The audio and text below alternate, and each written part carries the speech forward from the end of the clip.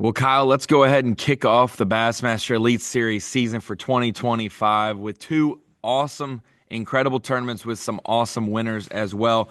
Welcome into episode 193 of the Inside Bassmaster Podcast. I'm Ronnie Moore, and that's my co-host, like always, Kyle Jessie. And Kyle, kicking it off with Bill Lowen winning by 4 ounces at the St. Johns River and Brandon Polinick winning by 15 plus pounds at Lake Okeechobee. Absolutely phenomenal 2 weeks of the 2025 kickoff for the 20th season of the Bassmaster Elite Series. Yeah, two amazing events. Obviously, the crowds at both events being down there on site were massive. St. Johns River, always shows out. They had a massive crowd Saturday and Sunday. Same thing at Okeechobee. I mean, that's a big area, and it was completely full of people there to watch weigh-in. And, obviously the first tournament, like you said, being a close call down to the wire, one of those where you have to watch weigh-in because you literally have no idea who's going to win, is always exciting. But even the Brandon Polnick win at Lake Okeechobee, was special in its own right because you would think, okay, Brandon Polnick's going to win. I think we all kind of figured that on the last day. You try to manufacture as much drama as possible, but even that, the reaction was so big and so positive, and again, a massive crowd there at weigh-in. People clearly watched the weigh-in. There was so much reaction, and I think a lot of that it just has to do with the two winners too. Bill Lowen obviously been part of the Bassmaster Elite Series since its inception in 2006. And then Brandon Polinick has just been such a good steward for the sport. And let's just call it what it is. One of the favorite anglers amongst many of the fans. And yeah, two great events to start the season, and we get all of about like 2 weeks to breathe for a second, and then right on to a pretty big tournament coming up in March. Yeah, absolutely. And right in between that, we have the Bassmaster Open on Kentucky Lake kicking off right now as we're recording this. This will go up, obviously, start of day two for the Open. But today's guest, we will have a guest on the podcast today. I do believe, hopefully, everything works out. But Bill Lowen should be joining us to talk about his momentous second Elite Series victory. And Kyle, I'll just go ahead and say it. I'm going to talk to Bill about it as well. We'll ask him. But I thought no tournament going forward was ever going to be won without forward-facing sonar ever again. Yet the first event of the season, we see it. And yes, you don't expect it to factor in Florida, but with how much it factored last year in Florida and other shallow places we go, the fact that Bill Lowen was able to do what he did, cold front, you think that, oh, well, that's going to help. It's going to help a scope bite. It's going to help some of the people out in the middle of the canals, not the guys fishing the bank. And Bill Lowen was able to succeed doing what he does best, flipping close to cover and pitching around that, and also swimming a jig. And we got to see a few punch fish as well. It's kind of the same thing as Brandon Polinick. When we do the Tackle Tip Tuesday or the Top Baits Gallery, they're like, why wasn't Polinick holding up his clutch swim bait? It's the same thing with Bill Lowen. Bill Lowen caught a lot of fish swimming a jig and flipping a jig. Caught one or two really key, memorable fish punching. That wasn't his main deal, so he didn't hold it up. It wasn't one of his top two deals that caught most of his fish. There were some very key fish. Same thing for Polinick. He talked about somewhat of a glide bait on day one, a glide bite. Wow, I just sound like Carl X. A bite. No, Oh, a glide bite on day one, and then he caught that final fish of the tournament on it. But for the most part, it was his Kanata jerk bait from B.A.S.S, as well as the Big M and the prototype 10 to 14 foot diver that he was throwing, which looks like a stellar crankbait.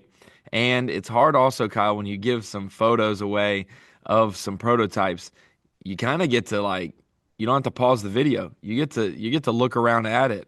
And that one had that one does have a little bubbled type deal on the end of the bill, maybe to get it down there quickly. That's what he talked about, how quick the Big M, the Kanata, and the prototype got down, how quick they did. So he was able to be in that strike zone much longer. But Bill Lowen will be our guest today, ideally. And Kyle, the shakeup, I was texting with you, and I totally forgot for some reason that Brandon Polinick won the second event. I was talking about John Garrett because John Garrett's going to be our co-host this week on the Open, and he's almost won the first two elites, so he's leading the AOY. And so it was like there was two races. Who's going to win Okeechobee? probably Brandon Polnick, and who's going to win second place out of the rest, and it was John Garrett. So I guess you could say he did win something, and it was the best of the rest category. But what were some of your takeaways? You did the halftime show, which is new, whether people love it or hate it. Explain what that's been like for you jumping into more of a commentary role. I've been encouraging you to do that and trying to find ways to utilize you that way. I know you love taking photos out on the water, but this is kind of a new deal for Kyle Jesse to kick off the 2025 season. So how has that been with, I guess, another hat to wear at B.A.S.S.? Yeah, it's been fun. Obviously, got the opportunity last year to work with Dave Mercer a few different times. There on site, when we needed a guest. And at the time, that seemed like a one-time deal, and was just happy to help out any way I could. And then this year, I knew that we were going to do some different things, of course, obviously all the off-season planning, talking, discussing. I did not throw my name in the hat for any of that. I just was going to let it play out how it would. Luckily, Mike McInnes and Philip Johnson and some, Mercer being one of the biggest advocates, wanted me to be a part of it. So gladly said yes. Certainly some nerves, obviously, early on, but I don't know. It's not. It's really hard to explain to people. It's not as uncomfortable as you would think. Like it feels comfortable to do. I don't mind doing it. It doesn't like I don't really feel nervous, I guess, by it, but also like it feels out of place because I never assumed it would, be part of my role in any capacity. So certainly been new. You see all the things like I'll just put it this way. There's plenty of people that say negative stuff about literally everything, and there was some negativity about the halftime show and this, that, and the other, and plenty of things to dive in there. But frankly, I don't have the energy and time to care enough about that. But also, like I think, the concept that we're not showing any fishing is just off base because on day two, Brandon Polnick, we saw both of his 9 pounders on live, on the halftime show. We show all the big catches, anything big that happens, we stop what we're doing, we show that. But I mean, obviously in break, the way it's worked out Yeah, before, we've it's got an hour worth of nothing. yes. Hours worth of nothing. It's just a camera feed and people, you know, maybe and everybody has different opinions, and that's perfectly fine. But the numbers would reflect that when we did that, like there was plenty of people that just shut it off and would come back when the live show came back on. The numbers would reflect the exact opposite this year. So I do hope that there are people that are enjoying it. I've certainly enjoyed it. I know Dave Mercer has really enjoyed it. We've had a fun time doing it. It's going to continue to get better. We'll make some tweaks here and there when it's necessary. And yeah, it's been fun on a personal level. I've enjoyed it a lot, and um, you know, hopefully people come around to it, I guess. Well, no, it's just something new, and that's the thing that we do here at JM is it's just always trying something new. I mean, people love live fishing, but at the end of the day, it's live fishing, and it is no other sport does 7 hours live. And so if we want to change gears and switch it up, instead of us having a feed up and then we take it down for an hour and it's this go over to this live mix feed because the main show's down and then no jump over here and now we're back. It's just one constant 7 hour deal and the truck has had to have different shifts. We don't all eat lunch at the same time. The studio here, we had 2 hour break last year. We would have an hour down for live mix, and we'd have an hour for the on-site guys like Mercer and Davey. Now it's just 1 hour break. So other things like I can't cut the archives during our midday like I do before, so they're gonna be a little slower to get back up. Like it's the same people every year working, but we're trying to do more and more with what we got. And so people will just have to understand that. And yes, midday on most bodies of water is the biggest lull. It happened to be when the bite fired up at Okeechobee in certain spots. And we did see those. But yes, it is okay to bank some footage of some fish catches because they're few and far between in that 1 hour stretch. It just so happened at Okeechobee that was a window where they would fire up.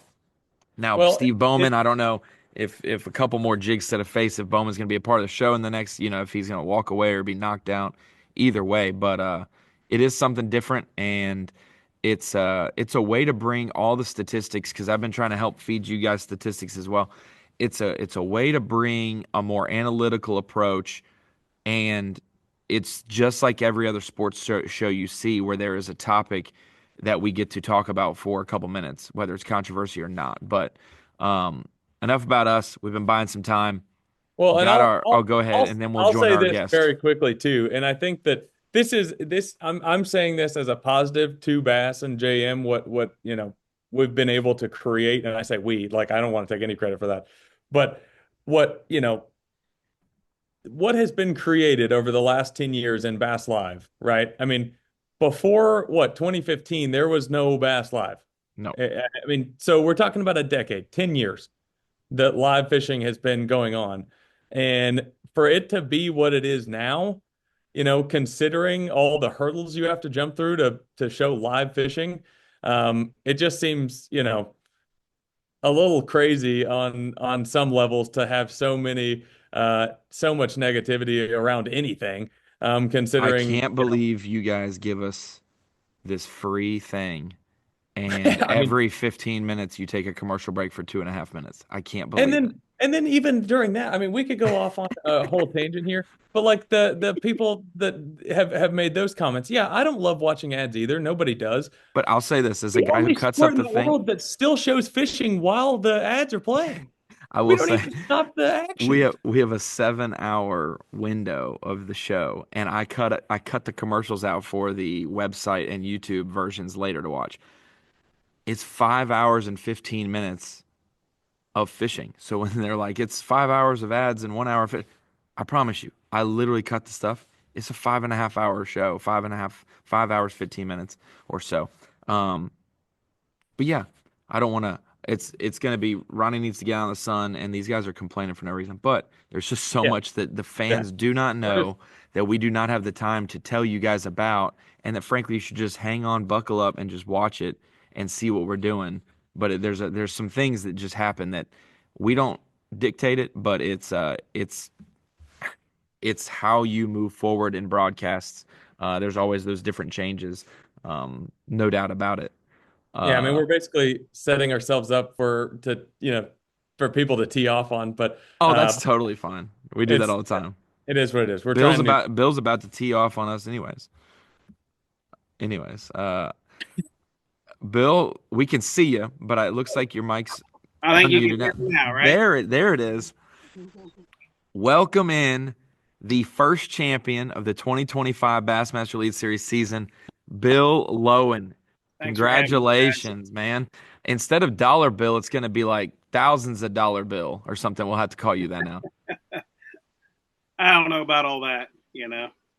Well, the first thing I talked to Kyle when I said who our guest was going to be on the podcast today, I said, I thought in the offseason that there was never going to be another a fishing tournament on the Elite Series 1 without forward-facing sonar. And what do you know, the first 4 days of the season, Bill Lowen puts a hurting on him, doing it his way, flipping a jig, swimming a jig, punching a big weight, and knocks it out, and made it dramatic for us on the final day as well. So we appreciate it. But man, congratulations. And did you see it coming? This body of water is kind of up your alley, but you hadn't had it's been a hit or miss St. John's in the past for Bill Lowen. So did you see this coming in any shape or form through practice?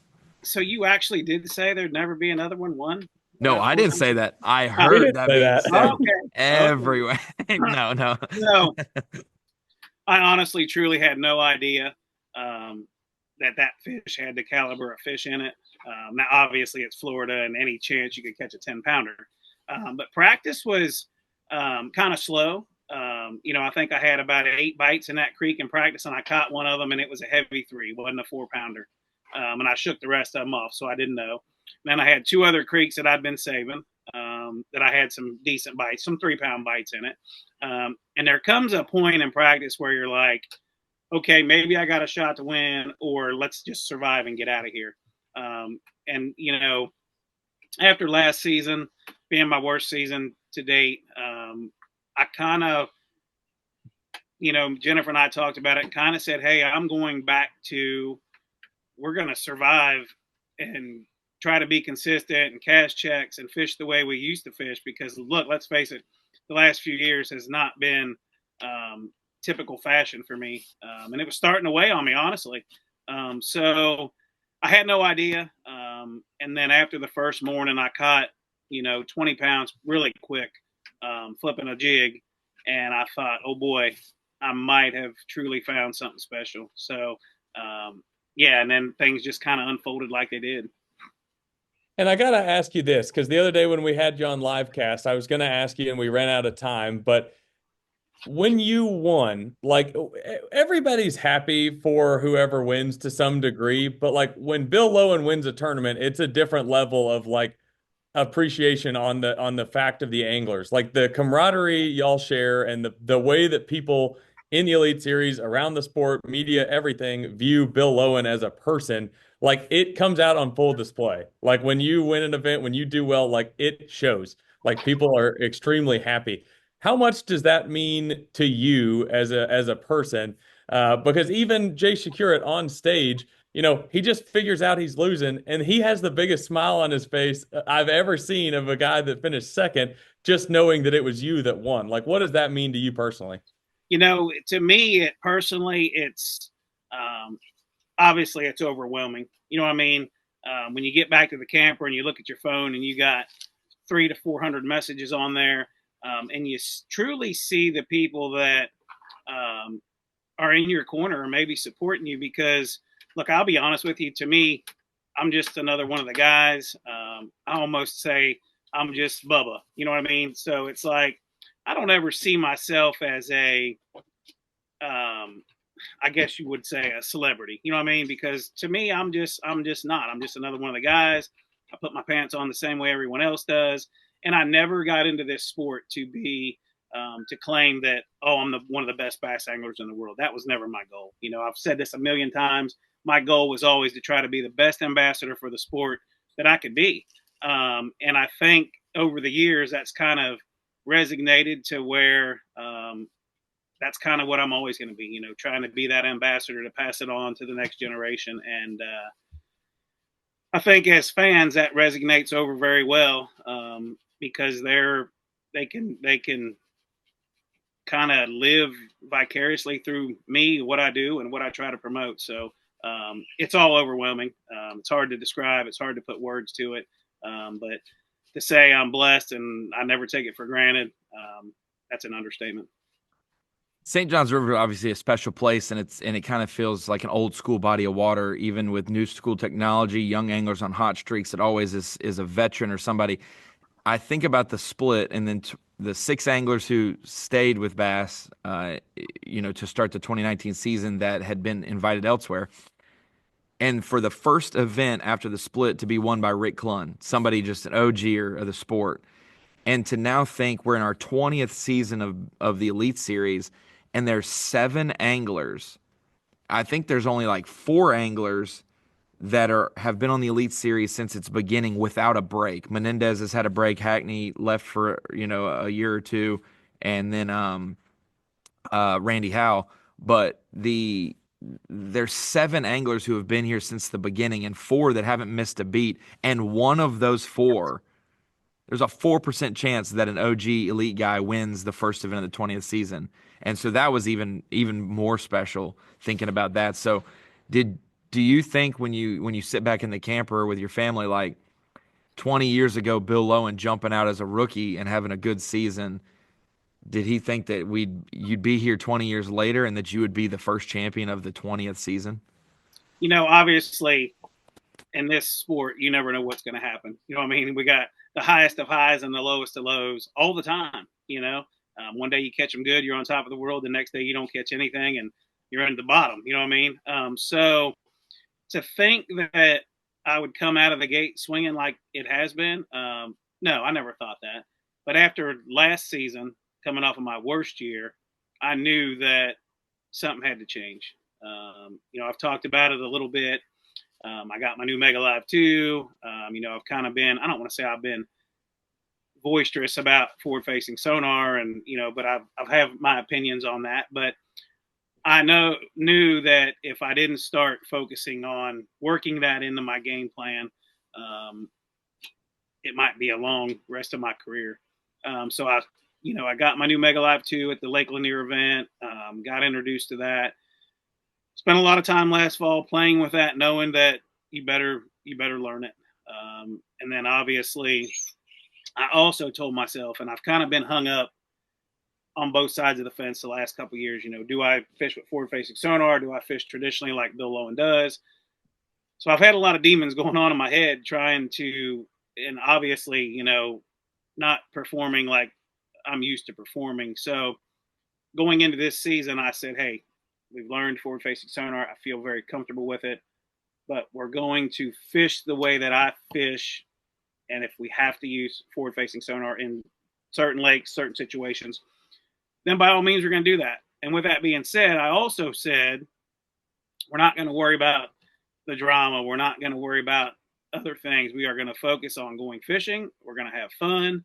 And that's what we've done, and for the first time in my career, when I rolled out of that dock on Sunday morning with the lead, I had no nerves. I didn't feel like I was going to puke all over the front deck of the boat like I always have in the past. I was fishing free. I was having fun. And like I said, the nerves weren't there, and whatever was going to happen was going to happen. And thank God it worked out the way it did, because I know when I got back to the dock with only 4 in the live well, I really had the feeling that I just let another one slip away. I texted Kyle Jessie that. I texted Kyle right beside me. I'm sitting there. He's my eyeballs when everyone checks in, because the show's done, the feeds are down, and I'm a fan at that point watching. And I was like, Kyle, I think Bill messed up not getting a 5th one. Like, it's going to be so close, but like, it's all riding on how big is his big one. And he weighed it, and I was like, it's around 7. And you're hoping that those 8 ounces or 10 ounces are actually a pound or a pound and a quarter, and that adds up to being a pound and a half more. And it just so happens that Bass Track was exactly correct for standings wise, and everyone was about a pound low, and so that was huge. But I was like, oh my gosh! And I will say, the last 10 minutes alive, I see one grass mat or a one hyacinth mat up in front of you, and you're fishing down the bank. You even pulled and like bent your jig hook, and you're like, I gotta go. I was like, no, go up there and flip that mat. One flip for me, just for one flip, and then you can leave. But you headed out of there, and I was like, oh no. I was like, I was wanting that 5th keeper for security for sure. But when you say it, I think about Pat Schlapper, I think about Kyle Welcher, guys I talked to that don't necessarily consider themselves forward-facing anglers, but they spent like a whole off season last year to do it for the 24 season, things like that, and to fine-tune that weakness in their game. And then they were kind of like, well, now I don't want it fully banned because I just spent all my time getting better at it, and now we've got half the group wants it, fully banned or whatever. So now with you, though, you feel like you need to use it and get better at it, so you utilize your off season and do that. And our Elite Series schedule now kind of lends itself that you don't necessarily have to be stellar with it because of our 4 rivers, down south, spawn events, things like that. So now, do you feel like it's a clearer picture for you on not doubting your ability fishing wise and leaning completely into it, knowing that you have a schedule where it kind of lines up with who you are no matter what, even if you didn't have that technology, that you could still do good this year without it? Well, obviously we have seen and we know the power of forward-facing sonar. I mean, it has the ability to dominate whether we're fishing 100-foot deep or we're fishing 2-foot deep. Aside from a few people, honestly, the top 10s were dominated by forward-facing sonar guys that were fishing that way. So with that being said, do I have a clearer picture? As far as like the picture being painted of, do we use forward-facing sonar, or do we fish your path to success? Yeah, like how yeah. Bill sees the rest of his season going. Yeah, the way I see the rest of my season is exactly like I told you, Ronnie, that if we know we're gonna have to use it, then that's what we're gonna do. If not, then we are going to fish the way I've always fished for 20 years. You know what I mean? Like I said, the last few seasons I've had so many demons in my head. If I'm out there trying to scope and the demons are telling me go flip a dock or flip a lay down, you know what I mean? And that you can't do both. They might be angels, they might not be demons. Well, you're right. You might be right, but it's so hard to do both. You know what I mean? It's so hard to, like, you got to commit to. If it's a forward-facing sonar deal, you have to commit to that. You can't spend time bouncing back and forth, because typically that doesn't work out. And that's kind of what, like I said, that's what I've been struggling with. And like I said, I'm to that point where my visions are clear on what I'm going to do, or what I feel like I need to do. And that's exactly what I've done in the last two events. They worked out great. Okeechobee was kind of a whirlwind for me because I didn't get on the water till 11 o'clock, 12 o'clock on Monday. So missed half a day of practice. I felt like I spent more time on the phone and doing interviews and things like that, which look, I'm not complaining because that's all part of it. You have to do that. And before I knew it, we were ready to start fishing at Okeechobee. And I'm like, okay, we're going to go in the river where I had and they put a camera in my boat because I'm where I leaving had a it. couple bites, the first morning, and I got a camera and like, oh boy, here we go. So, I'm like I said, I'm fishing the way I love to fish. I'm fishing free. I'm having fun. And over the last few years, I've lost that. I'm starting to question my abilities again. You know what I mean? Just like I said, there were so many things going on in my head that it's like, we got to do something about it. Like, we got to clear it up and we got to get it figured out. Because, in this sport, when you're in a slump, like we call it, the more you fight it, the worse it gets. And, there's no magical cure to get out of that other than what's between your ears. And spent a lot of time this fall working on that. And that's something, it's such a complex topic in a lot of ways. But like, to your point, you look at a guy like, there's only so much of a sample size because we only have one guy that doesn't do it at all. But said one guy, John Cox, still made the classic, like still doing it his way that he's always done his whole career. And Stetson Blaylock and I were literally talking about that the other day. It's like, you almost wish that enough guys would just do it 100% their way, like you're discussing, just so we can have a bigger sample size of that. But I mean, at the same point, to your credit, there's certain events and certain times that you feel like you're, obviously missing the deal if you're not using it. So it's certainly going to be something interesting to keep an eye on. But the question I wanted to ask, because you brought this up a minute ago, now that you've had some time to reflect, I'm sure it was all a blur at the time, but when you check in at the St. Johns River, you walk up the dock, like, explain that entire thing, because you get to the tanks, you realize that, like, Jay's got them pretty good. Did you John look did at Bass have Track them at all? good. Yeah, like what does that whole thing look like? Because I can only imagine, you know, to your point, I never felt like you had any nerves fishing or like before the tournament. Like, I talked to you every day. You seemed as calm as could be, but there's no way that you weren't like just stressing out behind the stage that final day. I think, I lost that fifth fish three times. Two of them were just, them 13 or 14-inch keeper fish, which would have been another pound, which would have been awesome. And then I lost one of them good fish, a 4 or 5 pound class fish that I have no idea why that fish came off. I've caught that fish 1,000 times. When I lost that fish, it was like I felt like I could have just melted on the front deck of the boat, because I knew, like, you very rarely can win with a limit, just a 4. If you don't have a limit, you very rarely win. So I can distinctly remember sitting down to head back to the dock and telling the camera that I did what I could do. We're going to make the run back to the dock. We're going to congratulate the winner. We're going to go on to the next one, because I felt in my heart that I let another one slip away. So I run back, which, it wasn't very far, 12 miles, something like that. But that's a long 12 miles when you think you just screwed up big time. So I pull up to the dock. Jennifer and the kids are standing there, and I say, get up there, give her a kiss, whatever. And I say, look, sorry, probably give another one away. And she's like, you have no idea how close it is right now. And I'm like, well, what do you mean? She's like, they got you winning by like 4 ounces or 6 ounces or whatever it was. And I'm like, there's no way that that's even possible. You know what I mean? I'm like, I have the smallest bass in my bag right now that I've ever weighed in competition. I mean, a fish that's so little that I'm honestly shocked that I weighed it, and not just threw it back, Thank God I didn't. And that fish was actually a giant. We were yelling on live, like, don't disregard. This is a very important fish, Bill. It was like a 12 and an 1/8 inch fish. It was actually a giant. But it had such a little mouth, the jig barely fit in it. It's just like, I grew up on the Ohio River where I'm used to catching fish like that. But anyway, so I bag my fish up. We get up there in the line, and I'm, all 10 of us are around the tank, and we're looking at our bags, and I'm, people are doing math in their head, how much I need. And they're like, you need little over 10 pounds to win. I'm like, I got like 9.5 pounds or something. I don't even have 10 pounds. And the funniest thing that happened backstage was, obviously everybody's picking your bag up to see what you got. And John Cox picks my bag up out of the water, and he's a jokester. We all know that. And he's like, oh man, like I thought he was going to be like, oh man, you got, 10 pounds or whatever. He's like, oh man, you ain't got enough. And puts my bag back in the water. So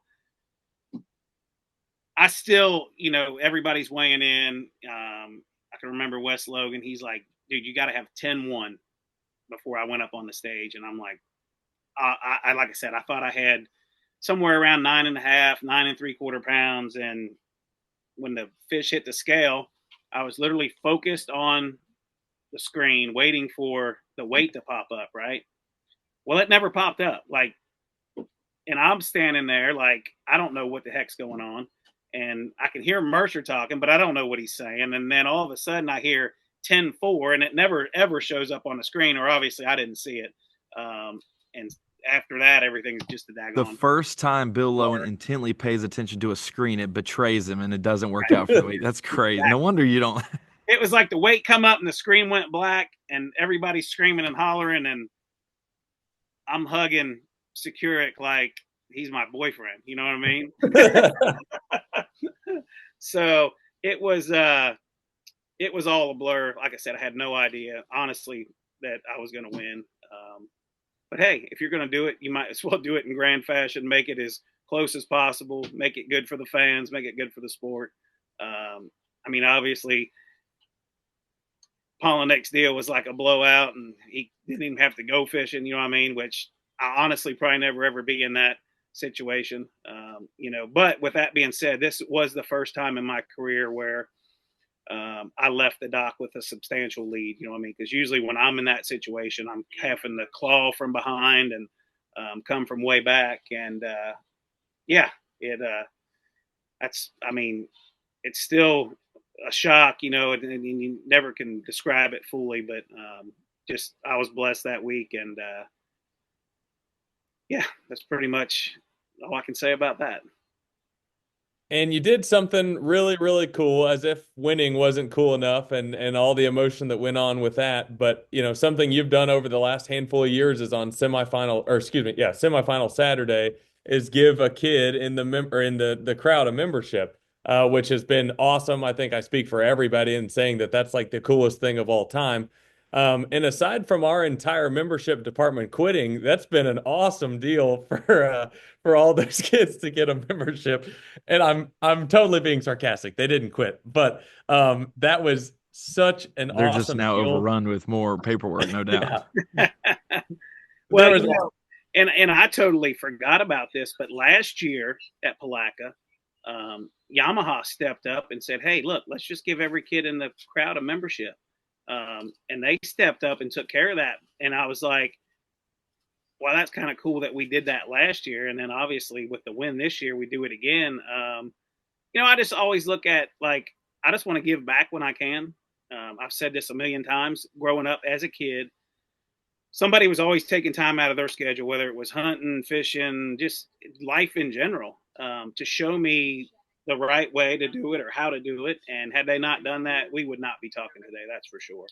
My father was a tournament angler. I had good friends that would show me, techniques and patterns and seasonal things. And so anytime I get the opportunity to give back, that's kind of why I started doing the membership thing. If one kid or a couple kids get their Bassmaster magazine and they fall in love with bass fishing, and maybe someday their dreams to stand on that stage. And like I said, if it's just one kid and we change their life, then I feel like I've done my job. You know what I mean? So like I said, I have so many people to be thankful or to thank for being in the position that I'm in right now. And once again, like I said, I never set out on this journey to be one of the best bass anglers in the world. It was always to be the best ambassador, and that membership thing comes along with that. So Bill, you've always, sorry, I had to unmute. Bill, you've always been a upstanding angler. Like we were talking, me and Kyle in the last podcast, while you were trying to get some practice in at Okeechobee, we were talking about that moment and how that was my takeaway. And the cool moment of the week was the membership giveaway to all the kids. But there's some other great anglers who really revere you, and we talked about, Kyle mentioned that when the weigh-in, when Bill Lowen wins, it's a different feeling at times than others, and that's nothing against them. It's just you've been around so long, and people admire you and your family. They don't miss a weigh-in. You're always just so genuine. Tell me about day two. You catch 20 pounds day one, you catch 24 pounds day two, and you're coming up to the point of a turn in the river, and the last person you probably want to see idling towards you into an area that's as a flipper and a pitcher is Jason Christie. And it was just a quick moment, but that quick moment says a lot about y'all's relationship, about how people understand the trust that you have, and the courtesy you'd give, and then what kind of courtesy he gave to you there on day two. Yeah, I heard a boat running in there, and there hadn't been anybody else in there except for one of the rookie guys. Is that Evan? Evan. He was actually running all the way up. Basically, I'm just going to say the headwaters of that creek, and he would work his way out. Well, we'd cross past like 2:00 every day or something, but he was never fishing in what I'm calling my area. So I hear this boat coming, and I'm like, "Who the heck is this?" Well, he comes basically around a corner on pad and sits down like right on me, right? And I'm like, oh my gosh, this is Jason Christie. So he pulls up and he's like, is this where you've been fishing? I said, yeah. And he's like, I think the conversation went something like, well, what do you got right now? And I'm like, I got like 24 and a half. And he never questioned it, not a one bit. He said, I'm out of here, dude. You have a chance to win. And I think he also said, dang it. Yeah, he said, well, he said basically, dang it. And he says, like, please don't tell me you're catching them swimming a jig or whatever. And I said, every single one of them. And he's like, dude, I've been in here for like an hour and I've caught 12 or whatever it was. And one of them was a 4-pounder. He's like, I'm getting out of here. Good luck. You got a chance to win. And he's like, remember that. Right. And I'm like, yeah, look, here's the deal. Like with us, we're all competitors. We all want to beat each other. But at the end of the day, this is like a big family. And you know the guys that will respect you, and you know the guys that you need to respect as well, because like I said, this is just like a family. Jason did that for me. I would do that for him, just as I probably would do that for anybody. It's just a respect thing, and I think in today's world, a lot of that gets lost. So for him to do that, I'll never be able to thank him enough unless we're in that situation again and I can repay the favor. You know what I mean? And like I said, there would never be a question in my mind if a guy has an opportunity to win, I'm going to get the heck out of there. And like I said, he never checked up. He never second guessed himself, and he didn't have to leave. You know what I mean? But Jason, being the man that he is, knew that, and he knows that chances to win don't come along every single day. You know what I mean? Had he stayed in there and caught a couple, 2 or 3 good ones that maybe I needed for the next day, could have changed the whole outcome of the event. So hats off to him. Like I said, very thankful that he did what he did, and I'll be able to repay him somewhere down the road for sure. It's the same kind of thing we saw in the second event. Polinick sharing the area with Will Davis and Tim Doobie and Greg DePalma. Out of those 4, someone could say, well, Brandon Polinick is Brandon Polinick. He has rights to it because he's just overall been a better angler, consistent, career, whatever. But that's not the way Polinick treated it. He treated it as we all showed up here on our first spot right after takeoff, day 1. We all have rights to it. Let's all work together and share it. And I'm cool with you guys all week. At a certain point when they all leave on day 2, Polinick could have been like, hey, guys, you gave up on it. I stayed here and caught 34-10. Don't come back. But never once did he do that. And so it was very cool to see the years of anglers and the success of anglers, those 4 anglers just being different in their careers so far, that they were all in an equal playing field, respect factor wise. And I think fans were even caught off guard because they were like, why are they in there on Polinick? He's leading. It's like, well, he wasn't leading on day 1, and he was in there on them because they were all sharing it. And so, yeah, the concept of sharing legitly is a lost art. And I will say, so I hang up the phone call with Greg DePalma after day one, saying, "Hey, tell me about this spot that you guys are supposedly sharing." And he's like, "It's up the river, high spot." And I was like, "Awesome, that's all I need. I can figure it out from there. Watching you guys, whatever." I hang it up, and then I call Trey McKinney, who was on camera day one, and then he's in the top six. He's on camera again. He's like, "Yeah, I was last boat out on day one, and I didn't even go to a community hole because I knew I wouldn't get there. So I think I'm going to go there tomorrow as boat one." And I said, "Well, describe the community hole to me." And it was the same description that Greg gave me. And I was like, "All right, man, good luck. We'll see you on camera tomorrow." And I hung it up, and I was like, "Lord, please, she's let the right decision be made." And I guess, anglers describing the spot on stage and talking at dinners, whatever. Trey realized that the four of the top 10 were there, and he did not go there day two. And I called him after day two and said, "Most mature and wise decision you have done in your first 2 years of the elites. Just wanted you to know you were not wrong if you would have went there, Right, but right. there's just a level of learning." And I was like, from 18, 19-year-old Trey to now 19, 20-year-old Trey, I was like, that was a huge moment where you could have claimed innocence because you truly were last boat and then first boat.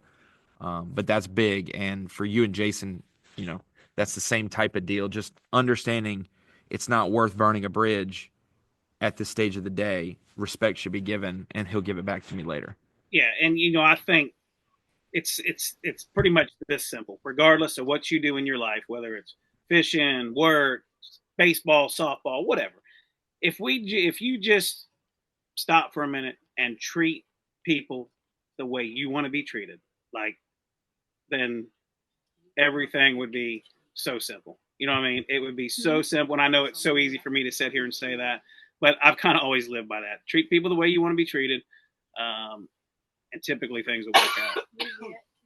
That golden rule definitely didn't It's make it to every biblical. It's household, I'm crazy. pretty Like, sure. it's But been yeah, around for quite a long time. I wish you were exactly right on that because I certainly think the world needs more of that.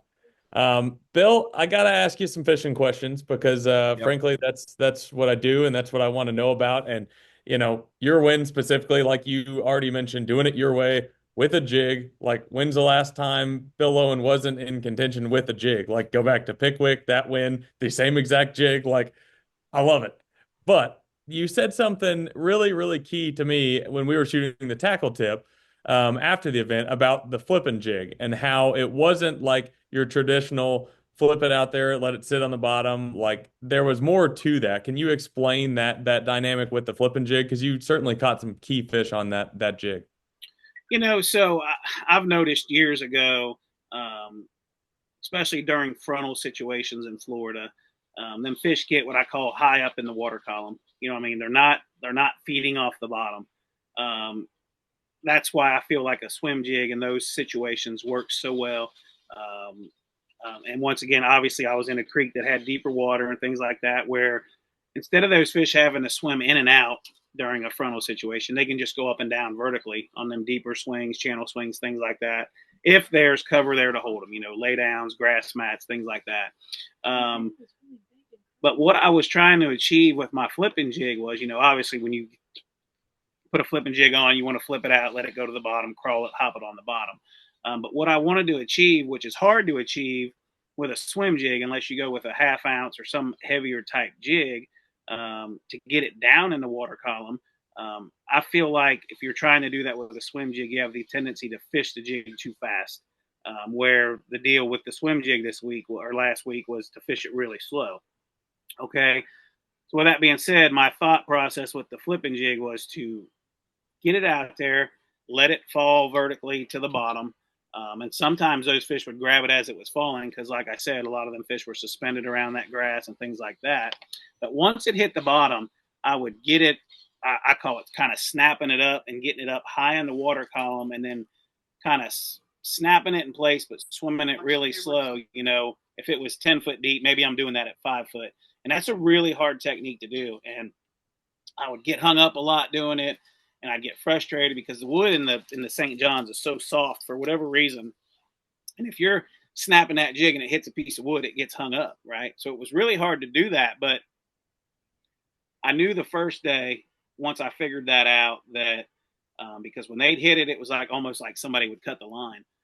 So, like I said, I caught 20 pounds really fast doing that the first morning because, the fronts were there, and I thought that would be a good way to maybe try to get a couple key bites. And it worked like it was flawless. And then I ended up catching another big one on a swim jig that put me up, 21 and a half pounds or whatever I had that first day. So obviously I'm thinking I'm going to roll in there the second day and flip the jig and they're going to eat it. And that wasn't the case. I think I caught everything I weighed in on a swim jig.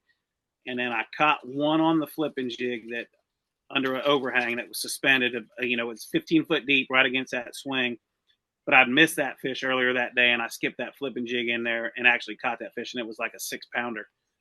But that was kind of my 1-2 punch. But you even said I think it was somewhere right around here, and then like set the hook 3 seconds later. Right, exactly. So it was that was kind of my 1-2 punch, but the flipping jig was like the key to tell me like this is what's going on in here.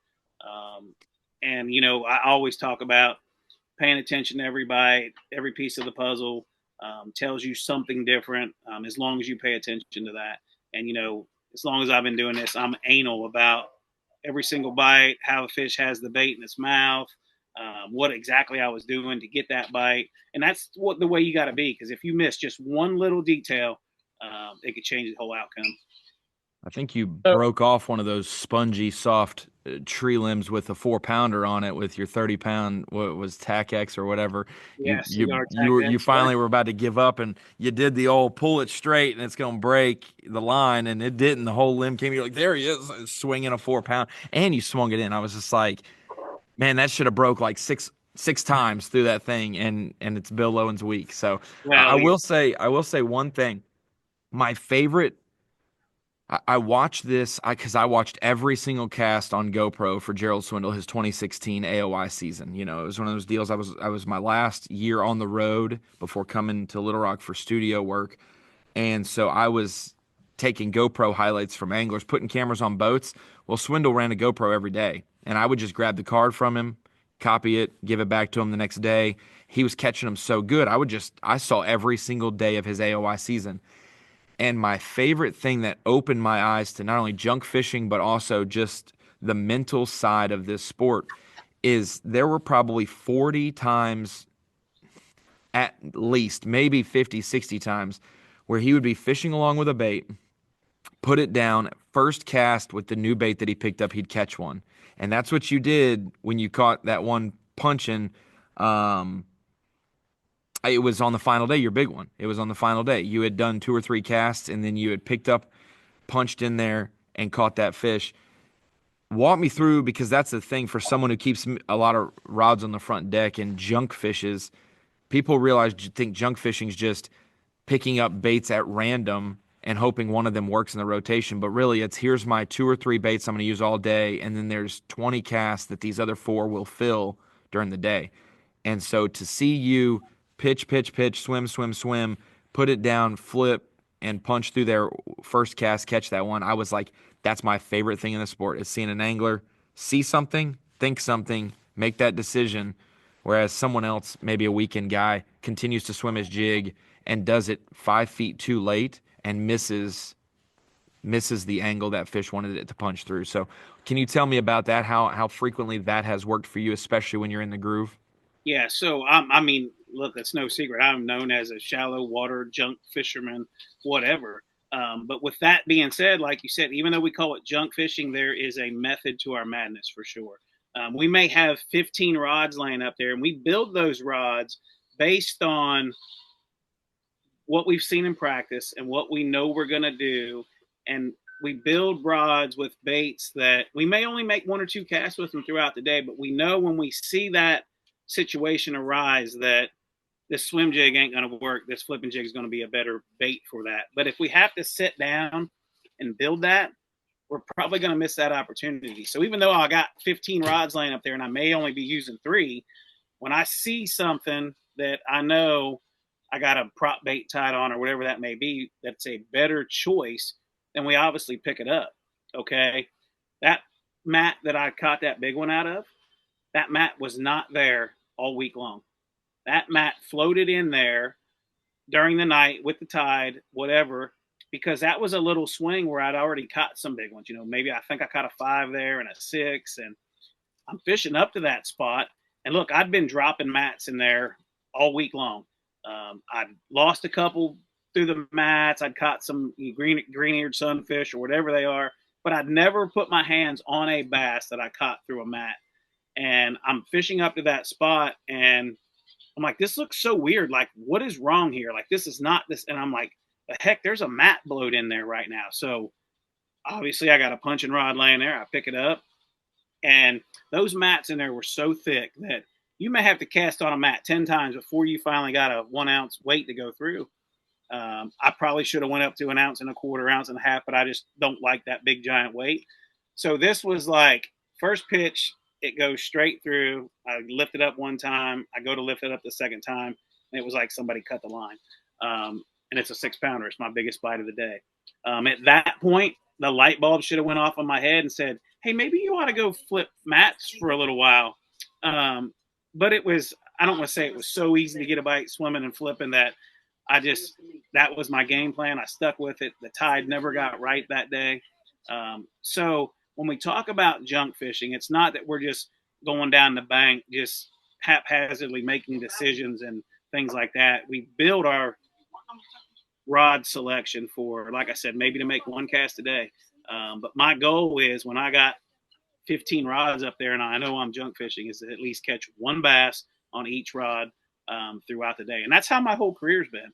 Like you say, going back and watching Gerald put a bait down, pick a rod up, and make that cast. That's exactly the way it was for me at Lake Okeechobee last week. I was on nothing. I was junk fishing in the river, typical Bill Lowen fashion. And it was so funny, like on the second day when I caught, almost 21 pounds, I had 5 bites that day. I caught 5 fish on 5 different baits. And it was literally like, if I'm swimming up the bank, I lay it down, I pick a chatterbait up, I catch a good one. Then I would go for hours with a chatterbait, never get a bite, pick up a frog and catch a big one. You know what I mean?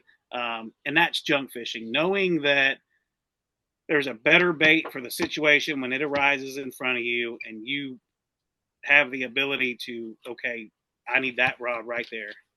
That's what junk fishing is. And when you become a master of that, it's almost like second nature. You know exactly what you need in the exact situation with the wind blowing out of the south. And it's just it all boils down to time on the water. And that's what makes, to me, a good junk fisherman. That's what I love is the last cast with the other bait. You're focused on that cast to maybe catch one, but you're reading the next 10 feet of water of what you're going to do. And then it's got to hit your brain. It's got to go to your heart. And then at some point it's got to hit your gut, and you got to choose before you get that bait in. And a lot of people probably on the weekend or local level don't trust it or trust it late. And you guys trust it on time, especially when you're dialed in. And I will say, day 2 at Okeechobee, when we did a big fish alert and you had your 6.5 pounder or whatever, I said, of course Bill Lowen now catches it. We had him yesterday on camera, and then we see it show up for you day 2. But I was just jealous. I wanted to see what it looked like. I think the first day I caught I caught a lot of fish. You did prop bait and you got other stuff. Yeah, swimming in the gym. Yeah. They were all pound 4, pound 5s. And I caught, I don't know, like 25 throughout the whole day. And then the second day I get 5 bites and they're all giants. I'm like, come on. And then the third day, obviously I catch a bunch of little peanuts again, but we survived and junk fished our way through that one. So maybe we just keep junk fishing the rest of the year. Yeah, it wouldn't be. I mean, Pasquotank and Hartwell. I mean, you just keep it going through the Carolinas. Just keep on rolling. So for the sake of time, we'll keep it as yes, brief as can we'll be. Give you 5 more minutes. But I do want to know, so you talk a lot about junk fishing, being, trying to find your expertise in that. Well, I think pretty much everybody, categorizes you as a jig fishing expert. So I want you, those 2 jig setups that you're using at the St. Johns River, 2 jigs that you've had so much career on, your Lure Parts Online Signature Series, break down your setup for each one of those. So start with the swim jig, okay, line, rod, softness, all the things that go into trailer and cadence, because that was, to me, was interesting. all of your, decisions and how you change, those components. Okay, so obviously I was using my Signature Series swim jig from Lure Parts Online. And that head is available in a quarter, 5/16, 3/8, and we're actually working on a half as we speak. But I've always leaned toward those lighter sizes, the quarter and 5/16. The quarter is probably my favorite, and we had to build a 5/16 for guys that wanted a little heavier jig because they thought the quarter ounce was too light. Because what I like to do with that quarter ounce jig is float it around the cover or fish it as slow as I possibly can, which is what I was doing at the St. Johns River. The reason I went with the 5/16 is because I needed to skip it way back in there. And I was using a Zoom Super Speed Crawl, right? It has big flappy legs, and that's a bait that's really hard to skip on a quarter ounce head. So just that little bit extra weight made it easier for me to skip that bait way back in there. I was using my blue crawl color, which is basically black sapphire color, black and blue with some sapphire colors in it. Obviously, I was throwing that on 30-pound Tactex braid because we talked about it so much when that fish was hung up in the tree. I go with 30-pound because I feel like it gives the jig the most possible action that I can get out of the jig without hurting myself. I feel like when it's on 50 or 65 pound, which is what so many guys swim their jig on, I always say I feel like it's on a jump rope, right? So I've always swam on 30-pound Tactex braid from Seagar. What gauge or hook are you using? Because when I think of quarter ounce jigs, I think of a lighter, flimsier hook. But is it a stouter hook that braid doesn't do it, or is 30 the perfect? All of my Signature Series stuff has Gamakatsu hooks in it. So I'm a big fan of a 4/0 hook in my swim jig. I don't like a 5/0 gaff in anything unless I'm using a really big, bulky trailer like a Zoom horny toad or something like that. But typically for me, day in and day out, it's a 4/0. And like I said, all mine have Gamakatsu hooks in them, which we know is a great stout hook. Never have any issues with it. But the next thing that is so important with that technique is the rod and reel. I'm using I like a 7/6 swim jig rod. I have a using a medium heavy fast action rod. And what that rod is it's a rod that has, I'm gonna say it's got a lot of backbone, but it's got a soft tip. And what that does is gives me the ability to shake that jig without wearing myself out, right? The next thing that's so important is that with that softer tip, you have less tendency to take that bait away from the fish. And what I mean by that is when they come up there, and most swim jig bites are very visual, you see a lot of them. And that soft tip lets that fish actually take that bait before you till it transfers to you. So it gives you just a split second for that fish to get that jig better. Okay. I use a Gravity 7 arc reel in a high speed 7.1 gear ratio. Most swim jig bites to me are so fast and so violent that if you're not using a high speed reel, they kind of get you out of position. So that I always settle on that 7.1 because I feel like if I use a higher gear ratio reel, 8-1, I feel like I winch on them too hard when I'm fighting them. So that to me is the perfect swim jig setup combination, especially when the water's cold, where you can fish that jig really, really slow. And then obviously, if you want to fish that jig faster, you just go up to a heavier size. And you were swimming that thing, even though it was so deep in those areas and the strike zone so much shorter to the bank because it does drop off. I was shocked when you were like, I wasn't doing the Alabama shake. I was just straight reeling it as slow as I could because it's such a small, it wasn't like you were fishing a flat where you could wind it across the whole thing. I figured shaking it would keep in the strike zone longer, but you said you did the opposite. Well, it was like, and I think it just had something to do with that cold water. Like if it had all kind of action, all kind of crazy stuff was going on, they wouldn't bite it. And I kept making the reference that it reminded me of bulging a single Colorado blade spinnerbait around cover. So I would get it almost bulging as slow as I possibly could. And that was the hardest part of the whole week was making yourself slow down and fish it that slow. Because if you fished it fast and scooted it, you would not get a bite. And that's the beauty to me, and it always has been of fishing a swim jig, is like when you have it figured out, like color, speed, size, right trailer, like they'll choke it every single time. So that's always been the beauty to me, is like trying to figure out the exact deal to make it happen. And that like you couldn't have described a better swim jig scenario ever. So it worked out perfectly.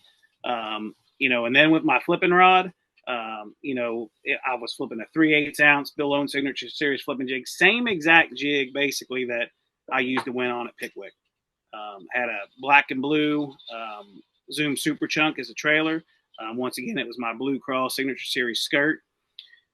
I always flip my jigs on 22-pound Tatsu fluorocarbon from Seagar. It's a very small diameter, very strong, very supple. It doesn't have a lot of memory in it. I'm a big line watcher. I want to know when something's not right. And that line that has zero memory lets me have the ability to do that. Once again, I'm flipping that jig on a 7.6 heavy action arc Invoker limited flipping rod. Once again, parabolic flipping rod, has a nice tip, a lot of backbone, get good solid hookups. Once again, high speed 7.1 gravity 7 reel. And the beauty of that rod is, you see me make a lot of skips and things way back undercover. It has just the perfect tip to give you the ability to make long skips, but once you get that bite, it has a tremendous amount of backbone to be able to set the hook. We always talk about confidence in our equipment, and I feel like those two setups for me, with the flipping jig and the swim jig, is like, it's as good as it gets. And me, I'm pretty anal about fine tuning and tweaking things, and I got it pretty good with those two setups. So for those of y'all that are jig fishermen, swim jig, flipping jig, just kind of remember that stuff and them tips, and I guarantee it for sure will help you out. No doubt about it. Kyle, do you have anything else for Bill before we let him go?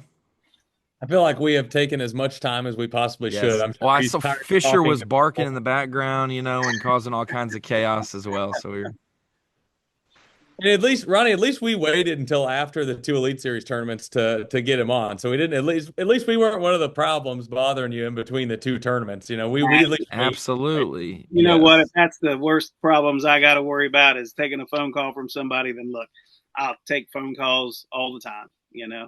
I'll say that's just something that comes with it, and I'll take it every time.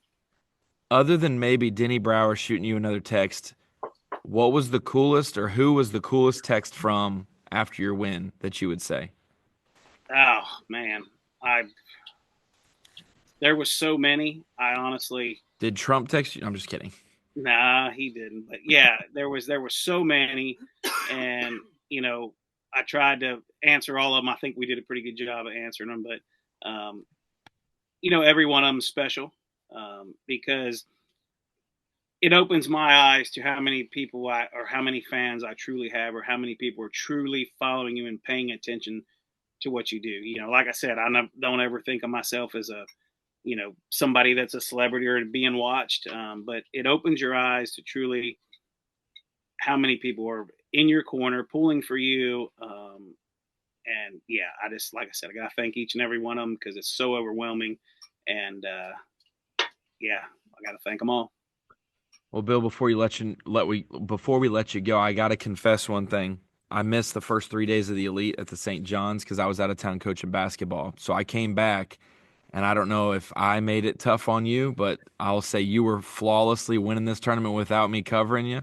And as soon as I sat down in the seat, you caught 4 fish on the final day. So that's my fault. It would have been less stressful for you if I wasn't here in studio. But that's the only thing I can say was probably different. It's not the tide. It wasn't the cold weather. It was definitely because I came back and was like, Bill Lowen's about to win this. I'm about to watch it and commentate it. And I was like, I think I got to leave. I gotta go stand where I was when my team was winning. That's kind of the sports fan. So I apologize for that. I think when I hang up with you, I'm calling your boss. You might want to be looking for a job tonight when you get home. Yeah. Hey, it would have been, if I did all 4 days, you would have either won by a whole bunch or lost by a whole bunch, because I did all 4 days of Pollinix 15+ pound win. So I'm riding two different ends of the That's spectrum. because you were feeling so bad for almost screwing my deal up that you said an extra little prayer for Polinick or something. Hey, I'll say I've gotten some heat from folks who, when I posed the question of who has the talent but doesn't get the recognition last year, and they said Bill Lowen, and I was like, absolutely. He just hasn't been as consistent lately as we expect. And people thought that was necessarily a negative, but it was what we expect. I think what you said was he's old and washed up. No, I say he's trying to. He loves, Jennifer and the family back home are saying we want more $100,000 checks, and Bill's like, well, I've won one. Why don't I just win more?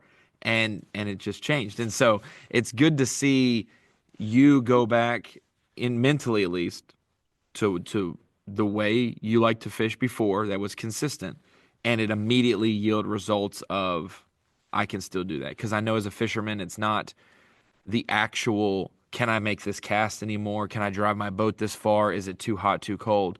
It's do I still have the decision making and ability to do it? And so for you to get that instant feedback that no, nothing with Bill Lowen is broken. We just have to give you some grace for a tough year or two because it's so uncharacteristic. I'm glad that it paid off mentally for you so fast to start the season. So, well, look, if absolutely it takes great. you calling me old and washed up to happen again, then you just do that every time. Yeah. Every couple years. Well, how about this? Consolation, since you're not in the Classic for 2025 at Fort Worth, how about you come and join me and maybe Kyle on the weigh-in show? We're going to do a weigh-in show in the arena, and you'll probably be doing stuff with Yamaha, so you'll already be at Dickey's Arena. So come and join me for 30 minutes so we can talk more about your win as we watch some guys weigh in at the Classic. Is that a deal? Absolutely. Yep. Just let me know. Awesome.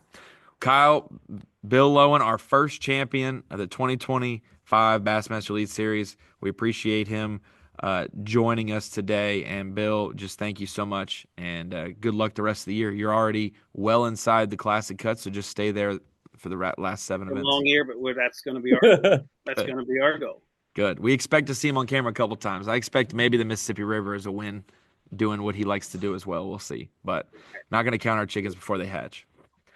Kyle, Bill, man, wealth of knowledge. I love that guy. He's always treated me with respect when I was starting out. I know he's treated you with the same respect and the way we love and cover this sport. Great family man, loves every fan that shows up, and absolutely is revered by so many in the industry.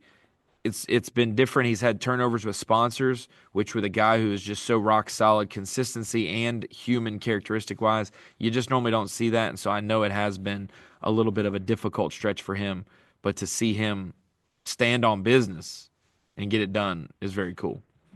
Yeah, no question. I mean, obviously the respect that everybody has for Bill Lowen, certainly not just saying that to him. I mean, you could just tell it. I mean, you could tell it amongst the fishing industry, amongst everybody there at weigh-in the final day. It is super evident, and I think, I speak for everybody in saying that. And he's a special person for the sport, and we're all certainly lucky to have him and to watch him do it his way. I think that was what I enjoyed the most, getting to watch on live all week. I've told you a million times, like, when I'm on the water, if I'm not covering the person that wins it, or, that's, I'm watching, it's hard for me to keep up with everybody else, but getting to watch him on live all week doing his thing, just Bill Lowen-esque, like it was really special, and certainly an amazing start to the 2025 Elite Series season. Absolutely. Well, Kyle, the Bassmaster Open at Kentucky Lake is underway right now. We talked about it. Let me look right now. Let's see in Bass Track. I think Daryl Gleason had a couple good ones early this morning. Let's see who's leading. Brad Jelnick, Ozarks boy, 5 for 18 right now. Joey Nania, 5 for 17.5. Austin Cranford, a little lower expectations for him. He just caught 40-something pounds in a tournament in Oklahoma, and now he's got to come to Kentucky Lake. He got 16-14 right now. Tommy Wood from Australia. And, boy, we better watch out. This man, I expect him to be in it to win it through the whole weekend. Jordan Hartman, 5th place right now. Murray State's finest from back in the day. Lives on Kentucky Lake, around Kentucky Lake. Has 3 for 15 pounds. That is a great average right now. And as I say that, Laker Hal just jumped into the lead, 5 for 20 pounds an ounce. So Laker Hal, Brad Jelnick, Joey Nania, Austin Cranford, Tommy Wood, and Jordan Hartman. That's your top 6 right now. Obviously, when you're watching this, they might be 95th. I don't know. If they are, that means they're freaking catching them. But we will see you in the next episode of the podcast. I think, Kyle, you're doing that one with some special guests. Can you give us a preview to that on who you're talking to and who we may see? And then we'll try to sneak one in. Maybe Monday of the Classic week, Kyle. We'll both get to Fort Worth. Maybe we'll find a hotel lobby or something. We'll throw the computer up and record a podcast for Classic week as well. Yeah, looking forward to that. Of course, that's the next big one. Obviously, got the Open going on right now, but yeah, the next podcast going to have 3 special guests, all 3 of the Bassmaster ambassadors. They're going to be starting their own podcast up. We're going to talk about that. Anastasia Patterson, Christine Fisher, and Maggie Jo Carcello are my guests, and they are just incredible individuals, and you know the way they talk about things and see things. It is really fun to get to talk to them, and I hope everybody certainly enjoys that episode as much as I got or enjoyed shooting it. Awesome. Well, Kyle, we'll see you in the next episode. I'll be watching, and we will see you next time I talk to you in person. We'll be at Fort Worth for the Bassmaster Classic, so we will see you there.